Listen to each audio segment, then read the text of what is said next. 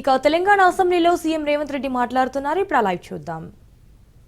ఈ దక్షిణాది రాష్ట్రాలుగా పిలువబడుతున్న కేరళ, తమిళనాడు, ఆంధ్రప్రదేశ్, తెలంగాణ, పుదుచ్చేరి అండ్ కర్ణాటక మనం జనాభా నియంత్రించడం వల్ల జనాభా స్టెబిలైజ్ అయిపోయింది. పుట్టే జనాభా, చనిపోయే వాళ్ళు దాదాపుగా 1.8% డిఫరెన్స్, అంటే పెద్దగా జనాభా పెరగడానికి అవకాశం లేదు. ఈరోజు జనాభా ప్రాతిపదికన ఒకవేళ నియోజకవర్గాల పునర్విభజన జరిగితే ఈరోజు ఉన్న దాంట్లో 543 పార్లమెంటు నియోజకవర్గాలలో దక్షిణాది రాష్ట్రాలకు 130 పార్లమెంటు నియోజకవర్గాల నుంచి ప్రాతినిధ్యం ఉంది. అంటే 100%లో మన ప్రాతినిధ్యం 24%. ఈ 24% ప్రాతినిధ్యంతో మనం కేంద్రంలో దక్షిణాది రాష్ట్రాల యొక్క హక్కుల కోసం మనం రిప్రజెంట్ చేస్తుంటే, ఒకవేళ జనాభా ప్రాతిపదికన నియోజకవర్గాల పునర్విభజన చేపడితే 24% ఉన్న దక్షిణాది రాష్ట్రాల యొక్క ప్రాతినిధ్యం 19%కి పడిపోవడానికి అవకాశం ఉంది. తద్వారా రాజకీయంగా నేను బయట కూడా చెప్పినా, ఇక్కడ కూడా చెప్పదలుచుకున్నా, delimitation is limitation for south. నియోజకవర్గాల పునర్విభజన అనేది రాజకీయంగా దక్షిణాది రాష్ట్రాలను నియంత్రించడానికి కేంద్ర ప్రభుత్వం వినియోగించుకుంటుంది. ఇది ఏమాత్రం మన దక్షిణాది రాష్ట్రాల హక్కులకు, దక్షిణాది రాష్ట్రాలకు మంచిది కాదు, క్షేమం కాదు. అందుకే ఈ సభ రాజకీయాలకు అతీతంగా తెలంగాణ రాష్ట్రంలో కూడా బట్టి విక్రమార్క గారు, అదేవిధంగా జానారెడ్డి గారు, కేశవరావు గారిని పెట్టి అన్ని రాజకీయ పార్టీలతోని సంప్రదింపులు చేపట్టి అన్ని రాజకీయ పార్టీలను కూడా దక్షిణాది రాష్ట్రాల్లో ఉన్న, ముఖ్యంగా తెలంగాణ రాష్ట్రంలో ఉన్న అన్ని రాజకీయ పార్టీలను, ప్రజా సంఘాలను కూడగట్టుకొని తెలంగాణ రాష్ట్రం మొత్తం ఒకే మాట మీద ఉన్నారు, ఒకే బాటలో ఉన్నారు నియోజకవర్గాల పునర్విభజనకు సంబంధించి అని కేంద్ర ప్రభుత్వాన్ని ఒక సందేశాన్ని పంపించాలనే ప్రయత్నం. అందులో భాగంగానే ఈరోజు ఈ సభలో మనం ఈ తీర్మానాన్ని ప్రవేశపెట్టుకున్నాము. ఈ తీర్మానం నేపథ్యంలో ఏదైతే కేంద్ర ప్రభుత్వం కానీ లేకపోతే కొంతమంది వాదనలు ఏవైతే చేపడుతుండ్రో, ఈ వాదనలకు సంబంధించి కొన్ని వివరాలు ఈ సభ ద్వారా నేను తెలంగాణ సమాజానికి చెప్పదలుచుకున్నా. 50 సంవత్సరాల క్రితం ఇందిరాగాంధీ గారు గుర్తించి జనాభా ప్రాతిపదిక నియోజకవర్గాల పునర్విభజన దేశ స్థాయిలో జరిగితే ఇది రాష్ట్రాల మధ్య వైషమ్యాలను, రాష్ట్రాల మధ్య తారతమ్యాలను తీసుకురావడానికి అవకాశం ఉంటుంది అని చెప్పి ఆనాడు 50 సంవత్సరాల క్రితమే శ్రీమతి ఇందిరాగాంధీ గారు దూరదృష్టితో గుర్తించి రాజ్యాంగ సవరణ చేశారు. అటల్ బిహారీ వాజ్పేయి గారు కూడా ప్రధానమంత్రిగా బాధ్యత తీసుకున్న తర్వాత వారు కూడా ఈ అంశాన్ని గుర్తించి ఇందిరాగాంధీ గారు చూపించిన బాటలోనే వారు నడిచిండ్రు. కానీ మోడీ గారు వచ్చిన తర్వాత ఆ ఆలోచనలో లేరు. ఈరోజు కేంద్ర మంత్రులు కొంతమంది ఇంతవరకు ప్రభుత్వం చర్చించలేదు, ప్రభుత్వం నిర్ణయం తీసుకోలేదని ఏదైతే వాదిస్తున్నారో ఆ వాదన అర్ధసత్యం అని నేను చెప్పదలుచుకున్నాను అధ్యక్ష. ఈ సందర్భంగా 2-3 అంశాలు. ఆంధ్రప్రదేశ్ పునర్విభజన చట్టం 2014 ప్రకారము తెలంగాణ రాష్ట్రంలో ఉన్న 119 శాసనసభ నియోజకవర్గాలు 153 పెంచాలని, ఆంధ్రప్రదేశ్లో ఉన్న 175 శాసనసభ నియోజకవర్గాలను 225 వరకు పెంచాలని చట్టంలో పొందుపరిచి పార్లమెంట్లోనే చట్టం చేస్తే 11 సంవత్సరాల ఆ చట్టాన్ని కేంద్ర ప్రభుత్వం అమలు చేయలేదు. పార్లమెంట్ సభ్యుడిగా నేనే అడిగిన ప్రశ్నకు పార్లమెంట్లో సమాధానం ఇచ్చిన 2026 తర్వాత జనాభా లెక్కించినాకనే ఈ నియోజకవర్గాల పునర్విభజన జరుగుతుంది, ఇప్పుడు మా ప్రభుత్వం ముందు ఎలాంటి ప్రతిపాదన లేదు అని చెప్పి కేంద్ర ప్రభుత్వం మనకు తెలంగాణ, ఆంధ్రప్రదేశ్ రాష్ట్రాలకు సమాధానం చెప్పింది. కానీ అదే సందర్భంలో కేంద్ర ప్రభుత్వానికి, కేంద్రంలో ప్రభుత్వాన్ని ఏర్పాటు చేసిన రాజకీయ పార్టీ ప్రయోజనం కోసము జమ్మూ కాశ్మీర్లో నియోజకవర్గాల పునర్విభజన చేపట్టినరు, సిక్కింలో నియోజకవర్గాల పునర్విభజన చేపట్టినరు. ఈ 2 రాష్ట్రాలలో పునర్విభజన చేపట్టడానికి తీసుకున్న ప్రాతిపదిక 2011 జనాభా ప్రాతిపదికన నియోజకవర్గాల పునర్విభజన చేపట్టిన అధ్యక్ష. కేంద్ర ప్రభుత్వం ఒక పక్కన మనకు అందిస్తున్న సమాచారం కానీ లేకపోతే మనకు కల్పిస్తున్న భ్రమలు కానీ వేరు, కానీ కేంద్ర ప్రభుత్వం తీసుకుంటున్న నిర్ణయాలు వేరు. ఈరోజు నేను అందుకే కేంద్ర ప్రభుత్వాన్ని, మీరు చట్టం పార్లమెంటులోనే చట్టం చేసిన ఆంధ్రప్రదేశ్, తెలంగాణకు నియోజకవర్గాల పెంపు అంశాన్ని 2026 జనాభా లెక్కించిన తర్వాతనే చేస్తామని మా పట్ల వివక్ష చూపించుకుంటూ, మీరు జమ్మూ కాశ్మీర్లో కూడా సేమ్ అదే చట్టం ఉంది. 2026 తర్వాతనే జనాభాను లెక్కించిన తర్వాత నియోజకవర్గాల పునర్విభజన జరగాలి శాసనసభలో అంటే దాన్ని పక్కన పెట్టి రాజ్యాంగాన్ని సవరించుకొని 2011 నియోజకవర్గాల 2011 జనాభా ప్రకారం 83 నియోజకవర్గాలుగా ఉన్న అసెంబ్లీని 90 నియోజకవర్గాలుగా పెంచడమే కాకుండా నియోజకవర్గాల పునర్విభజన జమ్మూ కాశ్మీర్ రాష్ట్రంలో అమలు చేసిండ్రు అధ్యక్ష. అదేవిధంగా సిక్కింలో కూడా సిక్కిం రాష్ట్రంలో సీట్లు పెంచాలని 2018 కేంద్ర ప్రభుత్వం క్యాబినెట్లో రెజల్యూషన్ పాస్ చేసి ఈరోజు సిక్కింలో నియోజకవర్గాల పునర్విభజన ప్రక్రియ కొనసాగుతుంది అధ్యక్ష. జమ్మూ కాశ్మీర్లో కానీ సిక్కిం రాష్ట్రంలో కానీ నియోజకవర్గాల పునర్విభజన 2011 జనాభా దామాషా ప్రకారమే నియోజకవర్గాల పునర్విభజన జరిగింది. మరి ఈరోజు మేము ఆందోళన చెందడానికి, ఈరోజు ఈ శాసనసభలో తీర్మానం ప్రవేశపెట్టడానికి కేంద్ర ప్రభుత్వం అవలంబిస్తున్న ద్వంద్వ విధానాలను ఈరోజు ప్రజల దృష్టికి తీసుకువెళ్లడం కోసమే ఈరోజు ఇది తీసుకున్నాము. పార్లమెంటులోనే 2014 పునర్విభజన చట్టంలో పొందుపరిచిన ఆంధ్రప్రదేశ్ తెలంగాణ శాసనసభ నియోజకవర్గాల పెంపును మీరు పక్కన పెట్టి మీకు రాజకీయ ప్రయోజనం లేదని 2 రాష్ట్రాల అసెంబ్లీ సీట్లు పెంచకపోవడం, రెండో పక్కన మీకు రాజకీయ ప్రయోజనం ఉందనుకున్న జమ్మూ కాశ్మీర్ అండ్ సిక్కింలో శాసనసభ నియోజకవర్గాలను పెంచడం, ఆ పెంచడానికి ప్రాతిపదిక 2011 జనాభా లెక్కలు తీసుకోవడం అనేది ఈ రోజు మన అందరం కూడా గమనించవలసిన అవసరం ఉన్నది అధ్యక్ష. ఇది చాలా ప్రమాదకరమైన సందర్భం. ప్రమాద గంటికలు మోగుతున్నాయి.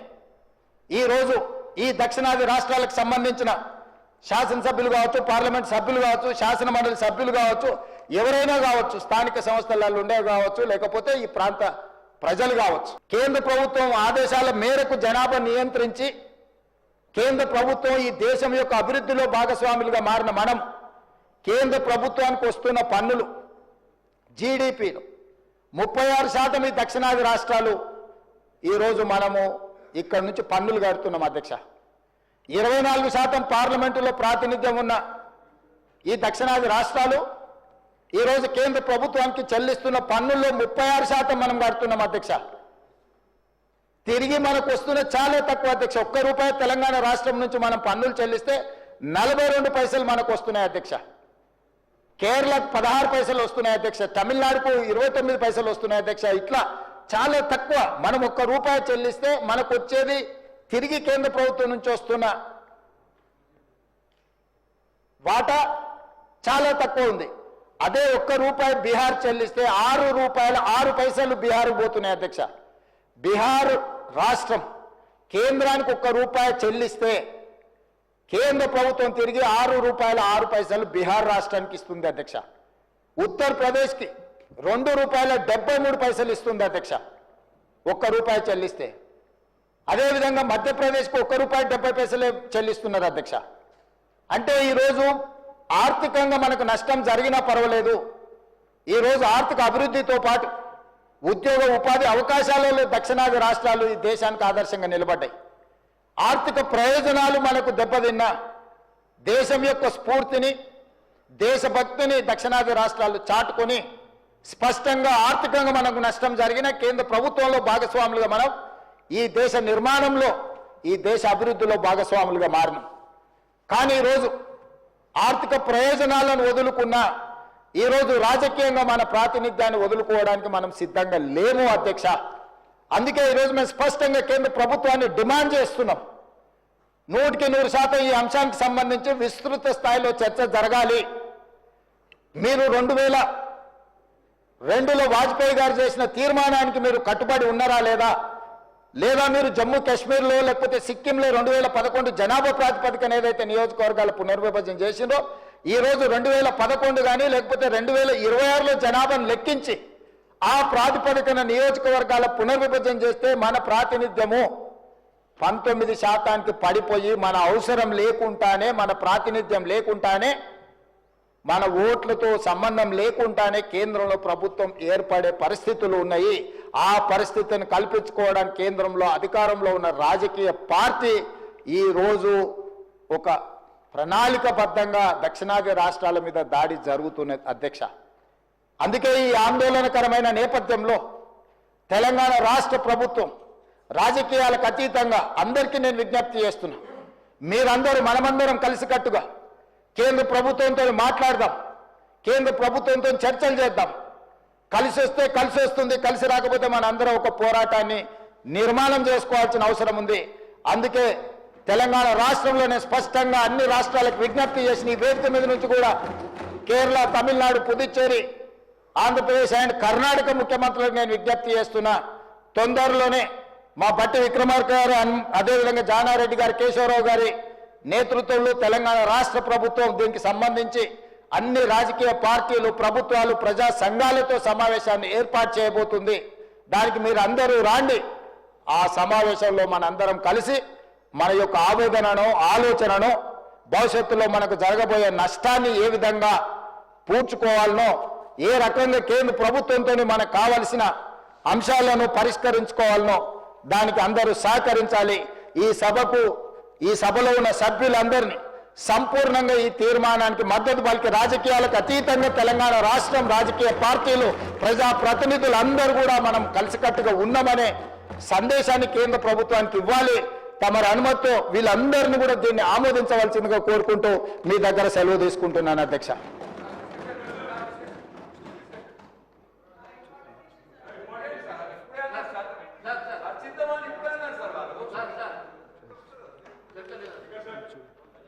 Resolution moved. The question is that the government resolution is before the house. Those who are for the resolution, please say ayes. Those who are against, please say no. Ayes have it, ayes have it.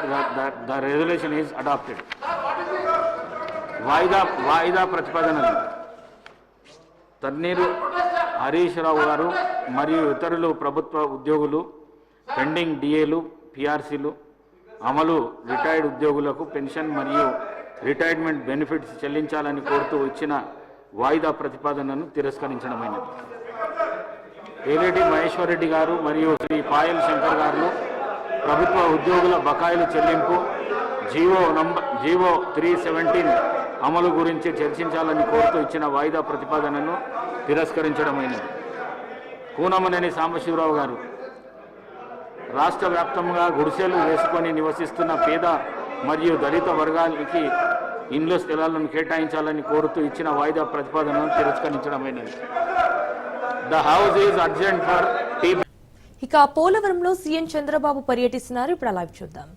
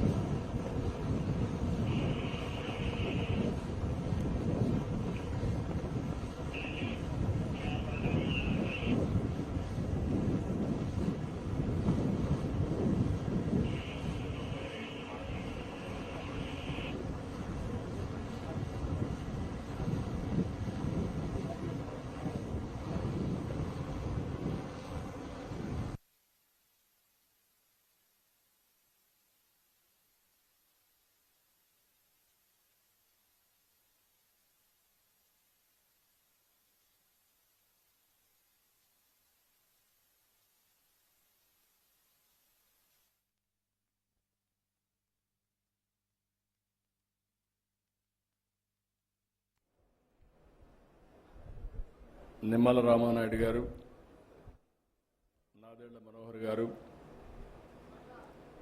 వేదిక పైన గౌరవ శాసనసభ్యులందరికీ, స్థానిక శాసనసభ్యులు బాలరాజు గారికి, ఈ కార్యక్రమానికి చేసినటువంటి పునరావాసం కోసం త్యాగాలు చేసి భూమి అంతా కూడా పోలవరానికి ఇచ్చారు. ఇచ్చి ఈరోజు మీరు చూస్తే చాలా ఇబ్బందులు పడ్డారు. ఇంత మునుపు కూడా ఒకసారి మీరు చూస్తే చాలా తక్కువ డబ్బులు ఇస్తే ఆ రోజు నేను వచ్చినప్పుడు భారీగా పెంచి ఇమ్మీడియట్గా ఆ రోజు చూస్తే 14-19లో 4,311 కోట్ల రూపాయలు మీకు చెల్లించిన ప్రభుత్వం ఆనాటి ఎన్డీఏ ప్రభుత్వం, తెలుగుదేశం అని చెప్పి కూడా నేను మీ అందరికీ విజ్ఞప్తి చేస్తున్నా. ఆ తర్వాత మీరు చూస్తే నిన్నటి వరకు 5 సంవత్సరాలు బాధితుల్ని పట్టించుకున్న సందర్భమే లేదు. మీకోసం ఆలోచించిన దాఖలాలు లేవు. కడాన మిమ్మల్ని చూస్తే చాలా బాధేస్తుంది. నేనే మీకు ఒక భరోసా ఇచ్చాను. దానికి కూడా కారణం మీరు చూస్తే 7 మండలాలు తెలంగాణలో ఉండే మండలాలు విభజన జరిగిన తర్వాత మొట్టమొదటిసారిగా ప్రధానమంత్రి గారితో మాట్లాడి ఈ పోలవరం ప్రాజెక్టు పూర్తి కావాలంటే 7 మండలాలు ఆంధ్రప్రదేశ్కి ఇస్తే తప్ప సాధ్యం కాదని ఒప్పించి ఆ రోజు ఈ మండలాలు తీసుకొచ్చా. అది నాకు ఒక నైతిక బాధ్యత అని చెప్పి కూడా నేను మీకు తెలియజేస్తున్నా. అందుకే ఎప్పుడు కూడా నేను వీలైనంత వరకు మీకు న్యాయం చేయాలి, అన్ని విధాలు ఆదుకోవాలని చెప్పి ముందుకు పోయాం. ఈరోజు కూడా ఈ ప్రభుత్వం వచ్చిన తర్వాత 828 కోట్ల రూపాయలు మీ అకౌంట్లో వేసామంటే అది మాకుండే మీ మీద ప్రేమ, కమిట్మెంట్ అని చెప్పి కూడా నేను మీకు తెలియజేస్తున్నా. నాయకులు చాలా విషయాలు చెప్తూ ఉంటారు. ఫ్రీగా వచ్చింది కాబట్టి ఆ రోజు మీరు చూస్తే అపోజిషన్లో ఉన్నాడు కాబట్టి 10 లక్షలు ఇస్తామని అనౌన్స్ చేసి వెళ్ళిపోయాడు.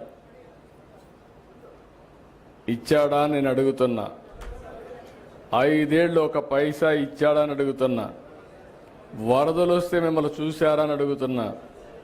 మీకు వరదలు వస్తే ఎన్టీఆర్ మెమోరియల్ ట్రస్ట్ ద్వారా కాస్తో కోస్తో డబ్బులు మొబిలైజ్ చేసి ఆ రోజు నెహ్రూ కూడా ఇక్కడే ఉన్నాడు. అందరం గ్రామం తిరిగి కొంతవరకు మిమ్మల్ని ఆదుకున్న పార్టీ ప్రభుత్వం, ఆనాటి ప్రభుత్వం పార్టీ అని చెప్పి కూడా నేను మీకు తెలియజేస్తున్నా. అయితే రేపు మళ్ళా వచ్చి మీకు చెప్పచ్చు ఏదో చేసేస్తానని. ఏమీ చేసేటి ఏమి ఉండవు. వీళ్ళకి అధికారం తప్ప మీకు అన్యాయం చేస్తే ఒక యాంగిల్ చేశాడు.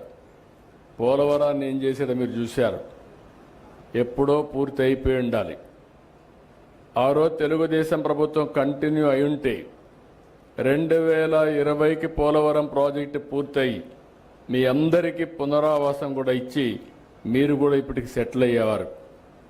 ఈరోజు అవన్నీ కూడా పూర్తిగా దెబ్బతినే పరిస్థితి వచ్చింది. పోలవరం కూడా ఖర్చులు పెరిగిపోయినాయి. డయాఫామ్ వాల్ మీరు చూస్తే దగ్గర 400 కోట్ల రూపాయలతో డయాఫామ్ వాల్ కడితే అది ఈరోజు మొత్తం మునిగిపోయి కొట్టుకొని పోయి మొత్తం పాడైపోయి ఇప్పుడు 990 కోట్ల రూపాయలు ఖర్చు పెట్టే పరిస్థితికి వచ్చాం. అదనంగా ఇంకొక డయాఫామ్ వాల్ కడుతున్నాం. కనీసం ఈ డబ్బులు అనేది ప్రభుత్వం అంటే ప్రజాధనం ఎక్కడి నుంచో రాదు. ప్రజలు పన్నులు కడతారు. ప్రభుత్వం సమర్థవంతంగా ఎక్కడికక్కడ విషయాలన్నీ పరిష్కారం చేసుకుంటూ ముందుకు పోతాం.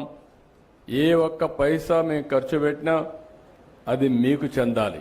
మీ డబ్బులు ప్రజల సొత్తు, మళ్ళా ప్రజల కోసమే ఖర్చు పెట్టాలి తప్ప దుర్వినియోగం చేసే హక్కు ఎవరికీ లేదని కూడా విజ్ఞప్తి చేస్తున్నా.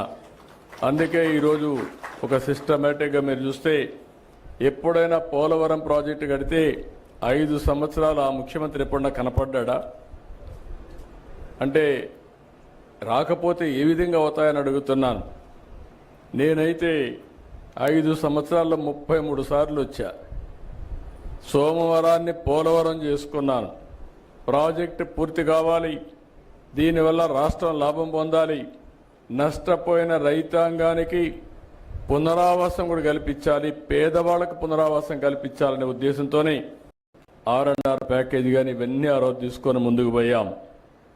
ఇంకొక పక్కన మీరు ఒకసారి చూస్తే ఆ రోజు మొదటి దశలో భాగంగా 49 పునరావాస కేంద్రాలు 2025కు పూర్తి అవుతాయి. ఇంకో పక్క ఆ రోజు కట్టినటువంటి ఇండ్లు కూడా మధ్యలో ఆపేస్తే దానికి కూడా రేట్లు పెరిగిపోయి అదనంగా భారం పడే పరిస్థితికి వచ్చింది. ఏదేమైనా 49 గ్రామాలు ఉన్నాయి. 17,717 పీడిఎఫ్లు ఉన్నాయి. ఇవన్నీ కూడా ఎంత తొందరగా వీలైతే అంత తొందరగా చేయడానికి ముందుకు పోతాం. ఇప్పుడే మిత్రులు ఒక విషయం చెప్పారు. కొంతమంది పేర్లు కూడా డిలీట్ అయినాయి, బయట పోతే అవన్నీ కూడా ఇవ్వడం లేదని చెప్పి అడ్మినిస్ట్రేషన్కి చాలా స్పష్టంగా ఆదేశాలు ఇస్తున్నా. జెన్యూన్గా ఉండే ప్రతి ఒక్క పైసా కూడా మీకు పే చేస్తాం, ఎక్కడ దానికి అనుమానం అవసరం లేదు. కానీ అదే సమయంలో కొంతమంది మోసం చేసే వ్యక్తులు కూడా ఉంటారు. అలాంటి వాళ్ళ పట్ల అప్రమత్తంగా ఉండండి. ఇది గవర్నమెంట్ ఆఫ్ ఇండియా ఇచ్చే ప్రాజెక్టు. డాక్యుమెంటరీ ఎవిడెన్స్ కరెక్ట్గా లేకపోతే మనం కానీ ఎక్కడన్నా అన్నీ బాగా జరిగి ఒక చిన్న విషయంలో ఎక్కడన్నా తప్పు జరిగినా అది టెక్నికల్గా కావచ్చు, లేకుంటే ఏ విధంగా తప్పు జరిగినా మళ్ళా మనందరికీ చెడ్డ పేరు వస్తుంది, ప్రాజెక్టుకే ప్రమాదం వస్తుంది. ఈ విషయం మీరు గుర్తుపెట్టుకోవాల్సిన అవసరం ఉంది.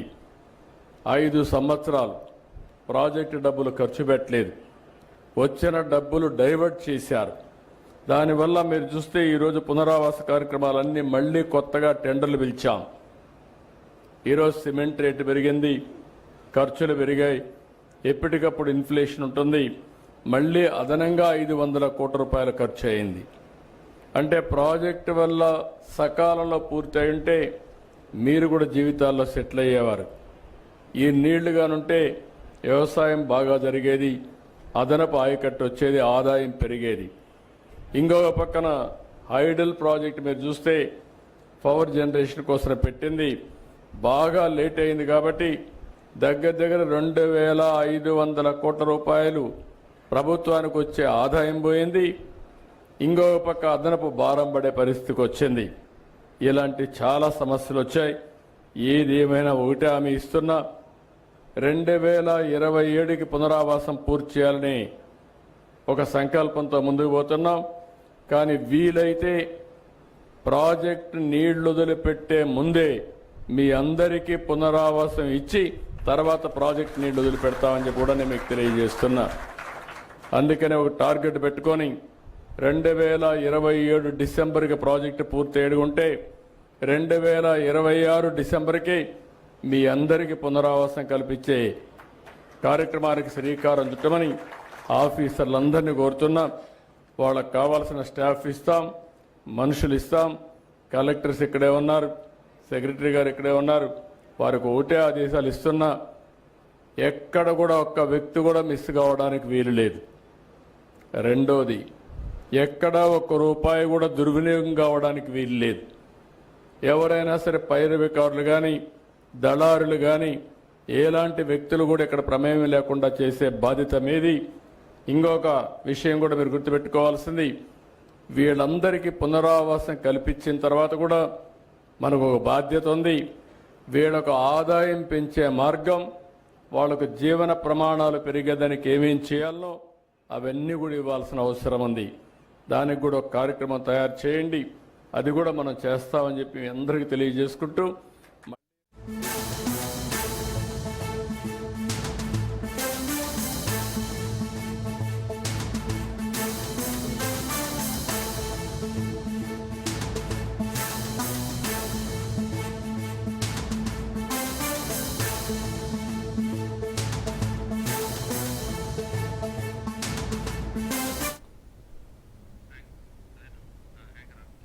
ఇక పశ్చిమ గోదావరి జిల్లా తణుకులోని అత్తిలిలో ఉద్రిక్తత నెలకొంది. ఎంపీపీ ఉప ఎన్నిక నేపథ్యంలో 14 మంది ఎంపీటీసీలను నిర్బంధించారు. వీరందరినీ మాజీ మంత్రి కారుమూరి నిర్బంధించినట్లు సమాచారం. దీంతో కారుమూరి నివాసం వద్ద కూటమి నేతలు, టీడీపీ శ్రేణులు భారీగా మోహరించారు. ఇక మరోవైపు మండల పరిషత్ ఆఫీస్ వద్ద అవాంఛనీయ ఘటనలు జరగకుండా పోలీసులు మోహరించారు. ఇక ఈ ఉద్రిక్తతల నేపథ్యంలో అత్తిలి ఎంపీపీ ఎన్నిక రేపటికి వాయిదా పడింది. వాయిదా వేసినట్లు ఎన్నికల అధికారి మురళీకృష్ణ వెల్లడించారు.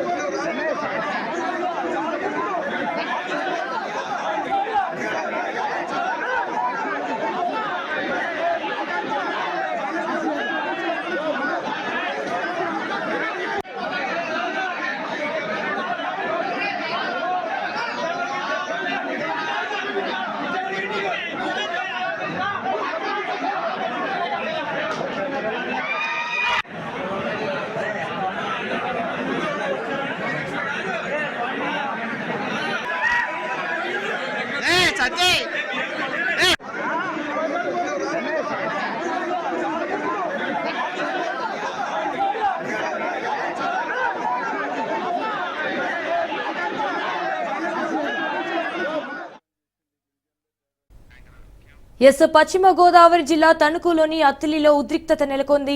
ఎంపీపీ ఉప ఎన్నిక నేపథ్యంలో 14 మంది ఎంపీటీసీలను నిర్బంధించారు. వీరందరినీ మాజీ మంత్రి కారుమూరి నిర్బంధించినట్లు సమాచారం. ఇక దీంతో కారుమూరి నివాసం వద్ద కూటమి నేతలు, టీడీపీ శ్రేణులు భారీగా మోహరించారు. ఇక మరోవైపు మండల పరిషత్ ఆఫీస్ వద్ద అవాంఛనీయ ఘటనలు జరగకుండా పోలీసులు మోహరించారు. ఇక ఈ ఉద్రిక్తతల నేపథ్యంలో అత్తిలి ఎంపీపీ ఎన్నిక రేపటికి వాయిదా పడింది. వాయిదా వేసినట్లు ఎన్నికల అధికారి మురళీకృష్ణ వెల్లడించారు. కామారెడ్డి జిల్లా జుక్కల్లో గణిత ప్రశ్నాపత్రం లీక్ కేసులో దర్యాప్తు ముమ్మరమైంది. సోషల్ మీడియాలో ప్రశ్నాపత్రం ప్రశ్నలు చక్కర్లు కొట్టగా పోలీసులు సీరియస్ గా తీసుకున్నారు. 9 మందిపై కేసు నమోదు చేసినట్లు జిల్లా ఎస్పీ రాజేష్ చంద్ర వెల్లడించారు. ఇక ఇప్పటికే 6గురిని అరెస్ట్ చేసినట్లు వెల్లడించారు. అయితే మరో 3 పరారీలో ఉన్నట్లు కూడా చెప్పారు ఎస్పీ రాజేష్ చంద్ర.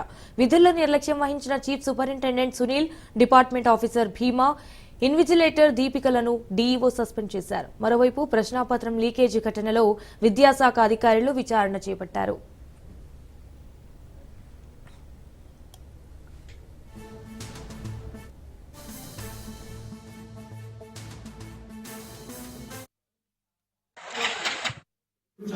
ఇంకో పర్సన్ ఆ వాట్సాప్ గ్రూప్ అడ్మిన్, మీ అందరికీ తెలుసు వాట్సాప్ గ్రూప్ లకు అడ్మిన్ రెస్పాన్సిబిలిటీ ఉంటుంది. ఆ వాట్సాప్ గ్రూప్ లలో సభ్యులు ఎటువంటి అసభ్యకరమైనది, objection, confidential it should not be share in group, share చేస్తే కూడా అతనికి కూడా రెస్పాన్సిబిలిటీ ఉంటుంది. కాబట్టి ఆ గ్రూప్ అడ్మిన్ ఇంకొక కూడా మనకి అబ్స్కాండింగ్ లో ఇటువంటి బిగ్ ఆర్టికల్ మేము స్టడీ చేసిన తర్వాత దాని పూర్వ భాగాలను అన్ని కూడా పరిశీలించాం. Yesterday we have taken up a drive 69 probable money lenders పైన మేము నిన్న రేడ్ చేయడం జరిగింది. అందులో 17 మంది దగ్గర ఇల్లీగల్ గా అధిక రేట్ తో లేదా పర్మిషన్ లేకుండా ప్రామిసరీ నోట్స్ పెట్టుకోవడం, డబ్బు పెట్టుకోవడం అనేది మనకి రిపోర్ట్ అయితే 17 కేసులు మేము రిజిస్టర్ చేయడం జరిగింది. అండ్ ఇదే కాకుండా వన్ ఆఫ్ ద పర్సన్ దగ్గర కొంచెం బ్యాన్ సబ్స్టెన్స్ కూడా దొరికింది. సో దాని గురించి కూడా మేము వెరిఫై చేస్తున్నాం. దాని మూలాలు కూడా వెరిఫై చేస్తున్నాం. ఆ కేసు కూడా మేబీ ఇప్పుడే మేము రిపోర్ట్ చేస్తాము. వీఆర్ సీయింగ్ వాట్ ఎవర్ మీరు పాయింట్ అవుట్ చేసే ప్రాబ్లమ్స్ మేము చూస్తున్నాము. So I thank you. మీరు ఏమున్నా సరే please point out so that we can rectify, we can correct it. So thank you for that.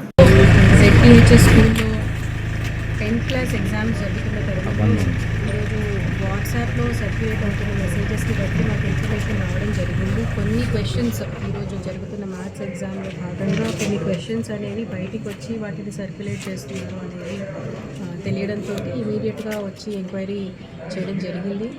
ఇందులో భాగంగా వాటర్ సప్లై చేసే అతను ఎవరైతే లోపలికి తీసుకెళ్ళి వాటర్ సప్లై చేస్తున్నారో స్టూడెంట్స్, అతని ద్వారా ఒక పేరెంట్ ఒక వైట్ పేపర్ పంపించి అతని క్వశ్చన్స్ పంపిస్తే నేను ఆన్సర్స్ పంపించుకుంటాను మా అబ్బాయికి అనేది చెప్పి ఆ వాటర్ సప్లైయర్ ద్వారా పంపించగా క్వశ్చన్స్ అనేవి బయటికి తీసుకురావడం జరిగింది.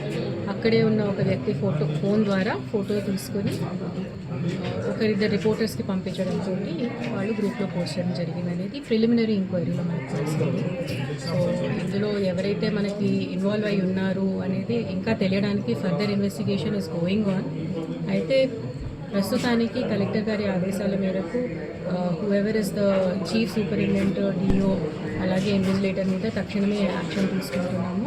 ఫర్దర్ చూస్తే పోలవరం అంటే చంద్రబాబు, చంద్రబాబు అంటే పోలవరం అన్నారు మంత్రి నిమ్మల రామనాయుడు. పోలవరం పనులు శరవేగంగా జరుగుతున్నాయని చెప్పారు. కూటమి ప్రభుత్వం పోలవరాన్ని పూర్తి చేస్తుందంటున్న మంత్రి నిమ్మల రామనాయుడుతో మా ప్రతినిధి మోహన్ ఫేస్ టు ఫేస్. మనతో ఉన్నారు. ఇక్కడ పోలవరం ప్రాజెక్టుకి పనులు శరవేగంగా జరుగుతున్నాయంటే ఈయన రాత్రి నుంచి కూడా ఇక్కడ ఉన్నారు. సార్ చెప్పండి, పోలవరం పనులు పరిగెట్టించడంలో మీ పాత్రతో పాటు సీఎం గారి పాత్ర ఉంది, ఎట్లా జరుగుతున్నాయి? ఎందుకంటే పోలవరం అంటేనే చంద్రబాబు నాయుడు అంటేనే పోలవరం. ఎందుకంటే ఆ రోజు 72% పూర్తి చేశాడు. దురదృష్టం గత 5 సంవత్సరాల పాలనలో పోలవరమే ప్రశ్నార్థం అయిపోయింది. మాట నేను కాదు, వాళ్ళు ఇరిగేషన్ మంత్రే చెప్పాడు. పోలవరం నాకే అర్థం కాలేదు, ఎవరికి అర్థం కాదు, ఎప్పుడు పూర్తి అవుతుందో తెలియదు అని చెప్పాడు. అదేవిధంగా ముఖ్యమంత్రి గారు అయితే మరి 2021 జూన్ అన్నాడు, 21 డిసెంబర్ అన్నాడు, మళ్ళీ 22 జూన్ అన్నాడు. 3 సార్లు ముచ్చటగా చెప్పి 4వసారి డయాఫ్రమ్ వాళ్ళు కొట్టుకుపోయింది. అంచేత ఈ పోలవరం ఎప్పుడు పూర్తవుతుందో చెప్పలేనని చెప్పాడు. అంచేత ప్రజలకు కూడా వాళ్ళ పోలవరాన్ని మనం మర్చిపోయే పరిస్థితి అనేటువంటి స్థితిలో మళ్ళీ ఈరోజు చంద్రబాబు నాయుడు గారు వచ్చాక పట్టాలెక్కిచ్చాడు. రేపు 2025 డిసెంబర్ కల్లా డీవాల్ పూర్తి చేయాలి. రేపు 2027 డిసెంబర్ కల్లా మరి పోలవరం ప్రాజెక్టు మొత్తం పూర్తవ్వాలనేటువంటి ఆలోచనకు అనుగుణంగా ఇవాళ పనిచేస్తాం. ఈ రోజు నిర్వాసితులతో కూడా ఇంటరాక్షన్ ఉంది. నిర్వాసితులతో కూడా ఇంటరాక్షన్ ఉంది. నిర్వాసితులు సమస్యలు ఎట్లా తీస్తారు? ఏదైతే ఇప్పుడు నిర్వాసితులు కూడా చాలా ముఖ్యం. పోలవరం ఎంత ముఖ్యమో నిర్వాసితులు కూడా ఈ ప్రభుత్వానికి అంతే ముఖ్యం. ఎందుకంటే చాలా క్లియర్గా నిర్వాసితుల గురించే మరి చంద్రబాబు నాయుడు కూడా రివ్యూలు చేసి ఏదైతే గతంలో మేము నిర్మాణం చేసినటువంటి కాలనీలు 14-19లో మేము చేయడమే తప్ప మళ్ళీ గత 5 సంవత్సరాల పాలనలో ఒక్క రూపాయి పెట్టలేదు, ఒక అర్బస్త సిమెంట్ పెట్టలే. మళ్ళీ చంద్రబాబు నాయుడు గారే ఆ బ్యాలెన్స్ పనులు ఏవైతే ఉన్నాయో వాటన్నింటినీ ఇప్పుడు టెండర్స్ పిలిచి బ్యాలెన్స్ కాలనీలన్నీ నిర్మాణం చేయాలనేది. అదేవిధంగా రాడార్ సర్వేలో కొత్తగా మళ్ళీ ఇంకొక 18,000 ఐడెంటిఫై చేశారు నిర్వాసితులు. అవి కూడా గ్రామ సభలు పెడతా ఉన్నాం. వాళ్ళకు కూడా కాలనీలు చూస్ చేసుకుని వాళ్ళు కూడా ల్యాండ్ ఎక్విజిషన్ చేసి అంటే 2027 డిసెంబర్కి పూర్తవుతే ఒక 1 year బిఫోర్ గానే అంటే 2026 డిసెంబర్ కల్లా నిర్వాసితుల కాలనీలు పూర్తి చేసి వాళ్ళందరినీ తరలించి ఏ ఒక్క నిర్వాసితులు ఇబ్బంది లేకుండా చేయాలి.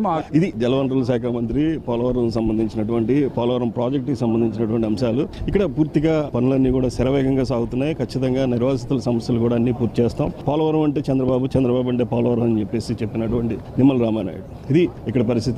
కెమెరా పర్సన్ రామకృష్ణతో మోహన్ రాజ్, న్యూస్, పోలవరం ప్రాజెక్టు నుంచి. ఇక భద్రాచలం పోకలవారి వీధిలో కుప్పకూలిన 6 అంతస్తుల భవనానికి సంబంధించి రెస్క్యూ ఆపరేషన్ కూడా సాగుతుంది. శిథిలాల కింద చిక్కుకున్న ఇద్దరిలో ఒకరిని రక్షించారు. మరొకరి కోసం రెస్క్యూ కంటిన్యూ చేస్తున్నారు అధికారులు. భద్రాచలం ఏఎస్పీ విక్రాంత్ కుమార్ సింగ్ ఆధ్వర్యంలో రెస్క్యూ ఆపరేషన్ కంటిన్యూ అవుతోంది. సహాయక చర్యలు ముమ్మరంగా కొనసాగుతున్నాయంటున్న ఏఎస్పీ విక్రాంత్ కుమార్ సింగ్ తో మా ప్రతినిధి Naveen face to face. Bhadradri Kothagudem జిల్లా భద్రాచలంలో నిన్న ఏదైతే 6 అంతస్తుల భవనం కూలిపోయిన నేపథ్యంలో నిన్న రాత్రి ఒకరిని వెలికి తీసిన నేపథ్యంలో మరొక వ్యక్తి కోసం అయితే రెస్క్యూ ఆపరేషన్ జరుగుతున్న పరిస్థితి కూడా ఉంది. అయితే దీని సందర్భంగా ఏదైతే భద్రాద్రి కొత్తగూడెం జిల్లాకు సంబంధించి ఏఎస్పీ విక్రాంత్ సింగ్ అయితే మనతో ఉన్నారు. వారిని అడిగి ఈ యొక్క రెస్క్యూ ఆపరేషన్కు సంబంధించి ఎటువంటి చర్యలు చేస్తున్నారో మనం తెలుసుకునే ప్రయత్నం చేద్దాం. Sir, how was this rescue going? Yesterday at around 3 p.m. we got a dial 100 call regarding 5-story building collapse in Nehru Press area. Immediately we informed the local administration, local police was dispatched, Singareni rescue force was called and NDRF from Vijayawada was also intimated. At around 6 p.m. the rescue operation started by Singareni, which was later taken over by NDRF, and at late night at around 2:30 a.m.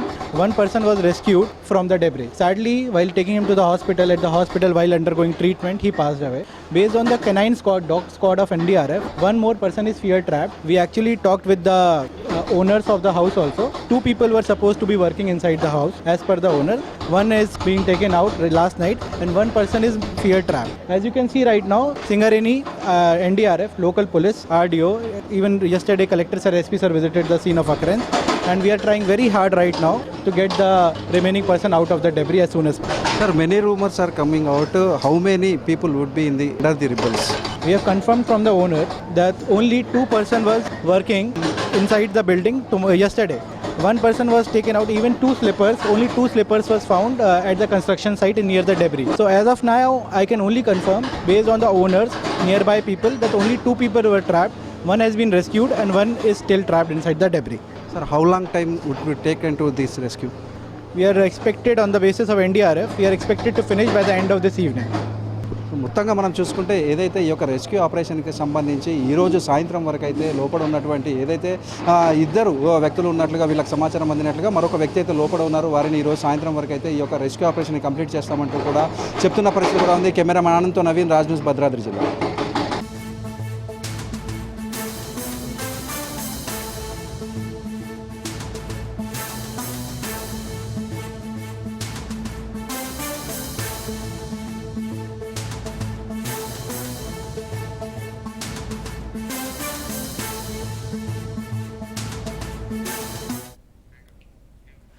Rangareddy జిల్లా బడంగపేటలో ఉద్రిక్తత చోటు చేసుకుంది. Almasguda Boyapalli enclave కాలనీలో భూ కబ్జా ఆరోపణలు వెలుగులోకి వచ్చాయి.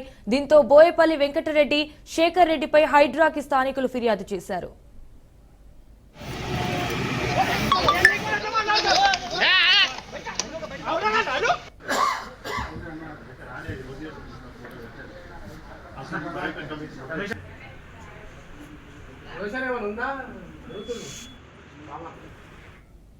ఇక 1982 జీపీ లేఅవుట్ చేసి సర్వే నంబర్ 39, 40, 41, 42, 44లో మొత్తం 5 ఎకరాలు 7 గుంటల భూమి విక్రయించారు. దీంతో లేఅవుట్లో 236 గజాల పార్కు స్థలం ఉండగా భూ యజమానులు ఆక్రమణకు తెరలేపారు. దీంతో స్థానికులు హైడ్రా అధికారులకు ఫిర్యాదు చేశారు.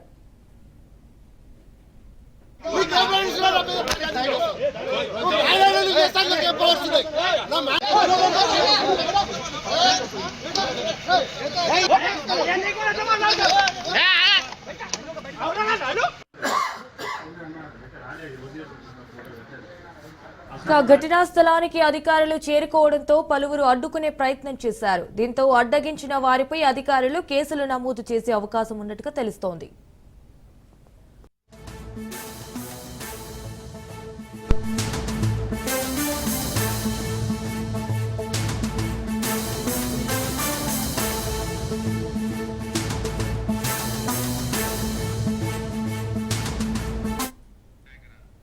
ఇక శాంతి భద్రతలపై ప్రశ్న అడిగితే సమాధానం చెప్పలేదన్నారు BRS MLA Kaushik Reddy. CM Revanth శాంతి భద్రతలపై సమాధానం చెప్పాలన్నారు. తన ఇంటిపై దాడి చేసిన ఎమ్మెల్యే గాంధీతో పాటు అనుచరులపై కూడా చర్యలు తీసుకోలేదని ఆరోపించారు. ఇక ఎమ్మెల్యేకే రక్షణ లేకపోతే ప్రజల పరిస్థితి ఏంటన్నారు. ఇప్పటికే గాంధీపై చర్యలు తీసుకోకపోవడం సరికాదని కౌశిక్ రెడ్డి చెప్పుకొచ్చారు.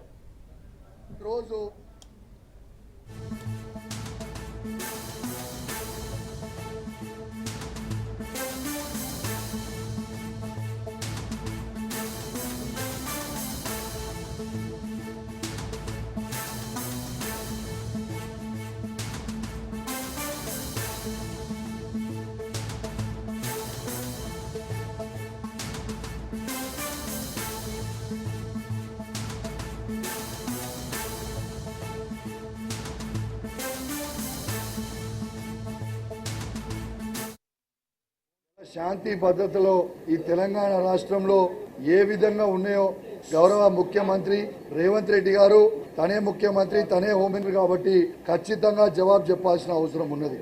నా ఇంటి మీద ఇవాళ దాడి చేసిన రోజు, ఆ రోజు నా ఇంటి మీద గాంధీ గారితో అనేక మంది రౌడీ షీటర్లు, రౌడీలు నా ఇంటి మీదకి వచ్చి నన్ను హత్య చేసే ప్రయత్నం చేసినాడు. ఆ రోజు స్వయంగా రౌడీ షీటర్లకి, రౌడీలకి స్వయంగా సైబరాబాద్ ఉన్న డీసీపీ గారు, మాదాపూర్ ఉన్న ఏసీపీ గారు, గచ్చిబౌలి ఉన్న సిఐ గారు పైలట్ ఎస్కాట్ పెట్టి నా ఇంటి మీదకి రౌడీ షీటర్లని, రౌడీలని తీసుకొచ్చి నన్ను హత్య చేయించే ప్రయత్నం చేసిండ్రు. వాళ్ళ మీద ఇవాళ దాకా దాదాపు ఆ ఇన్సిడెంట్ అయి దాదాపు 7 నెలలు అయితే ఉంది. ఇవాళ దాకా ఒక్కరి మీద కూడా యాక్షన్ తీసుకోకపోవడం చాలా చాలా బాధాకరం అని చెప్పి తెలియజేస్తా ఉన్నాను. ఇలా శాంతి భద్రతలో ఈ తెలంగాణ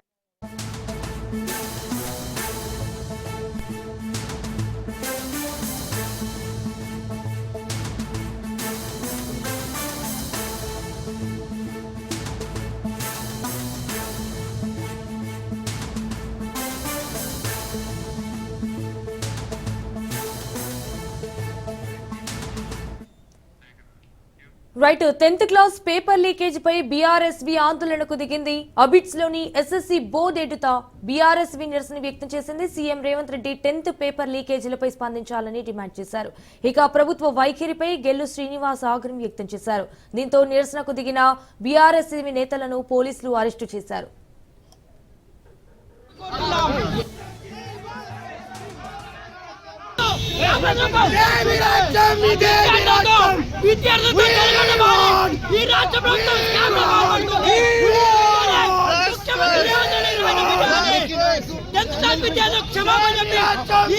ముఖ్యమంత్రి వెంటనే రాజీనామా చేయాల్సిందిగా కోరుతున్నాం.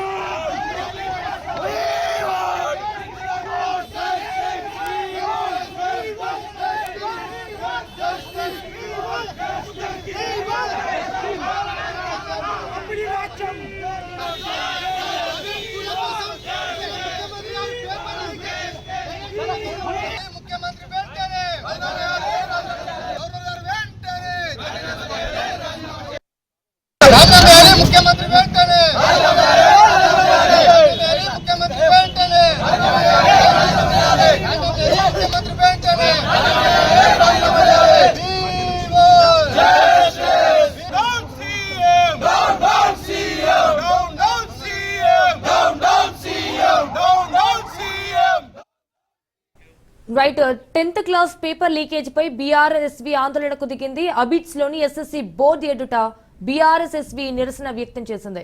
CM Revanth Reddy 10th paper లీకేజీలపై స్పందించాలని డిమాండ్ చేశారు. ప్రభుత్వ వైఖరిపై గెల్లు శ్రీనివాస్ ఆగ్రహం వ్యక్తం చేశారు. ఇక దీంతో నిరసనకు దిగిన బీఆర్ఎస్ఎస్వి నేతలను పోలీసులు అరెస్టు చేశారు.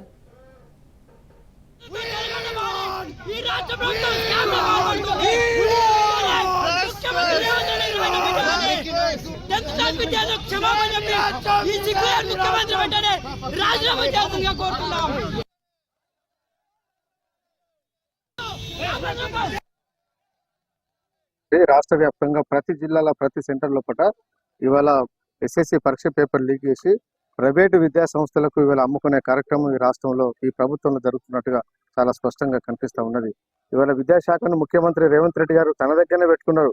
కనీసం పరీక్షల ముందన్న దాన్ని ఏ మంత్రి అయినా కూడా పరీక్షల ముందు రివ్యూ నిర్వహిస్తారు. ఎస్ఎస్సి ఎగ్జామ్ ఎట్లా కండక్ట్ చేయాలి, ఇంటర్మీడియట్ బోర్డు ఎట్లా కండక్ట్ చేయాలి దాని మీద తగు జాగ్రత్తలు తీసుకొని చెప్పి ప్రభుత్వ అధినేతగా ఇన్స్ట్రక్షన్స్ ఇవ్వాల్సిన బాధ్యత గౌరవ ముఖ్యమంత్రి రేవంత్ రెడ్డి గారు ఉన్నప్పుడు కూడా ఇవాళ తన వ్యాపారాల మీద వడిపై ఇవాళ పాలన గాలికి వదిలేసే విద్యాశాఖను మొత్తం గాలికి వదిలేయడం వల్ల రాష్ట్ర వ్యాప్తంగా ఇవాళ పేపర్లు ఇవాళ ఇన్విజిలేటర్లు ఎగ్జామ్ సెంటర్ల పూట ఇవాళ వాటిని జిరాక్స్ తీసుకుంటారు, వాట్సాప్ లో తీసుకొని ఇవాళ చెక్కలు కొట్టి ఇవాళ ప్రైవేటు విద్యా సంస్థలకు కార్పొరేట్ విద్యా సంస్థలకు ఇవాళ పేపర్లు అమ్ముకోవడం వల్లనే ఇవాళ రాష్ట్ర వ్యాప్తంగా ఇలాంటి సంఘటన జరుగుతున్నాయి. కాబట్టి ఇప్పటికి కూడా ప్రభుత్వం దీని మీద ఎలాంటి స్పందన లేకపోవడం వల్ల ప్రతిరోజు ప్రతి పేపర్ కూడా లీక్ అవుతుంది. కాబట్టి ప్రభుత్వం వెంటనే దీనికి నైతిక బాధ్యత వహిస్తూ ఇవాళ ముఖ్యమంత్రి గారు రాజీనామా చేయాలి.